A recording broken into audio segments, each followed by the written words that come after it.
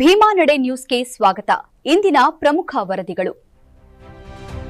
ಧಾರವಾಡ ಜಿಲ್ಲೆ ಹಾವೇರಿಪೇಟೆಯಲ್ಲಿ ಗ್ರಾಮೀಣ ಸಂಸ್ಕೃತಿ, ಭಕ್ತಿ ಹಾಗೂ ಸಾಮರಸ್ಯದ ಪ್ರತೀಕವಾಗಿ ದ್ಯಾಮವ್ವ ಮತ್ತು ದುರ್ಗಮ್ಮ ತಾಯಿಯ ಜಾತ್ರಾ ಮಹೋತ್ಸವ ಅದ್ದೂರಿಯಾಗಿ ನೆರವೇರಿತು.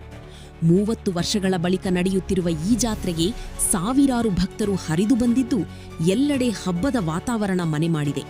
ಭಕ್ತರು ಒಬ್ಬರ ಮೇಲೊಬ್ಬರು ಭಂಡಾರ ಎರಚುತ್ತಾ ಉಧೋ ಉಧೋ ಎಂಬ ಜಯಘೋಷಗಳೊಂದಿಗೆ ಸಂಭ್ರಮಿಸಿದರು. ಡೊಳ್ಳು ಕುಣಿತ, ಕರಡಿ ಮಜಲು, ಜಗ್ಗಲಗಿ ಹಾಗೂ ಮಹಿಳೆಯರ ಕೋಲಾಟ ಮೊದಲಾದ ಜಾನಪದ ಕಲಾ ಪ್ರಕಾರಗಳು ಜಾತ್ರೆಗೆ ವಿಶೇಷ ರಂಗು ತುಂಬಿದವು.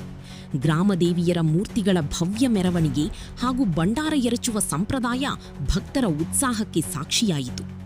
ಧಾರವಾಡ, ಹಾವೇರಿಪೇಟೆ, ಮೃತ್ಯುಂಜಯ ನಗರ, ಮುರುಘಾಮಠ ಹಾಗೂ ರಾಜನಗರ ಸೇರಿದಂತೆ ವಿವಿಧ ಭಾಗಗಳಲ್ಲಿ ಜಾತ್ರೆಯ ಸಂಭ್ರಮ ಹೆಚ್ಚಾಗಿ ಕಾಣಿಸಿಕೊಂಡಿತು. ಭಯಭಕ್ತಿ ಭಾವದಿಂದ ಸಾವಿರಾರು ಭಕ್ತರು ಹೊನ್ನಾಟದಲ್ಲಿ ಭಾಗವಹಿಸಿ ದ್ಯಾಮವ್ವ ಮತ್ತು ದುರ್ಗಮ್ಮ ದೇವಿಗೆ ವಿಶೇಷ ಪೂಜೆ ಸಲ್ಲಿಸಿದರು. ಜಾತ್ರಾ ಮಹೋತ್ಸವವು ಭಕ್ತಿ, ಐಕ್ಯತೆ ಮತ್ತು ಗ್ರಾಮೀಣ ಪರಂಪರೆಯ ಮಹತ್ವವನ್ನು ಮತ್ತೊಮ್ಮೆ ಪ್ರತಿಬಿಂಬಿಸಿದೆ. ಇನ್ನಷ್ಟು ಸುದ್ದಿಗಳಿಗಾಗಿ ತಮ್ಮ ಭೀಮಾ ನಡೆ ಚಾನೆಲ್ನ ಸಬ್ಸ್ಕ್ರೈಬ್ ಮಾಡಿ, ಲೈಕ್ ಮಾಡಿ, ಶೇರ್ ಮಾಡಿ. ಧನ್ಯವಾದಗಳು.